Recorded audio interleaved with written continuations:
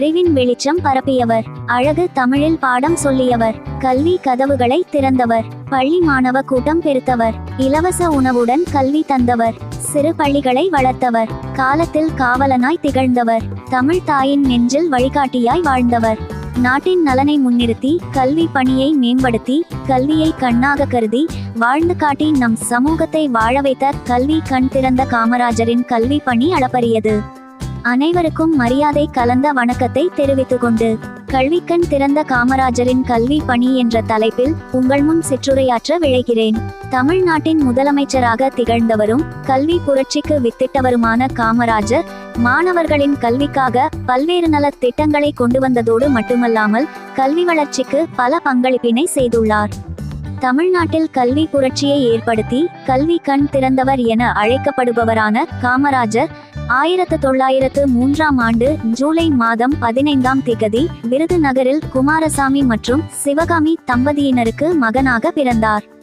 இவர் தனது சிறுவயதிலேயே தந்தையை இழந்ததன் காரணமாக தனது மாமாவின் கடையில் வேலை செய்ததோடு தனது பள்ளி படிப்பையும் இடையில் நிறுத்திக் கொண்டார். தனது சிறு வயதிலிருந்தே செய்தித்தாள்கள் மற்றும் தலைவர்களின் சொற்பொழிவுகளை கேட்டு தனது அறிவை வளர்த்து கொண்டார். தான் கல்வி கற்காவிடினும் தன் சமூகத்தினர் கல்வியில் சிறந்து விளங்க வேண்டும் என்ற நோக்கில் பல சிறந்த கல்வி திட்டங்களை கொண்டு வந்தார். அவரது கல்வி பணியில் பாராட்டுதலுக்குரியது கட்டாய கல்வி திட்டமாகும்.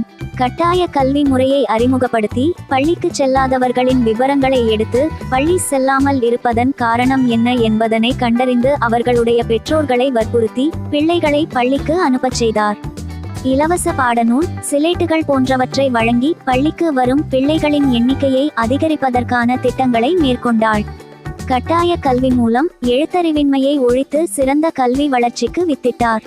காமராஜர் அவர்கள் 1963 ஆண்டு ஜனவரி மாதம் 5ஆம் தேதி இடம் பெற்ற இந்திய காங்கிரஸ் மாநாட்டில் 10ஆம் வகுப்பு வரை இலவச கல்வி முறையை கொண்டுவர அறிவிப்பினை வெளியிட்டார். குழந்தைகளுக்கிடையே ஏற்ற தாழ்வுகளை நீக்கும் வகையில் சீருடை திட்டத்தையும் கொண்டு வந்தார். இதன் காரணமாக சமூகத்தில் இவரது கல்வி பணியானது சிறப்பிற்குரியதாகவே போற்றப்படுகின்றது. காமராஜர் அவர்கள் படிக்காதவராக இருந்தாலும் இன்று கல்வி கண் திறந்தவராக போற்றப்பட காரணம் அவர் அனைவருக்கும் வழங்கிய கல்வி திட்டங்களே ஆகும்.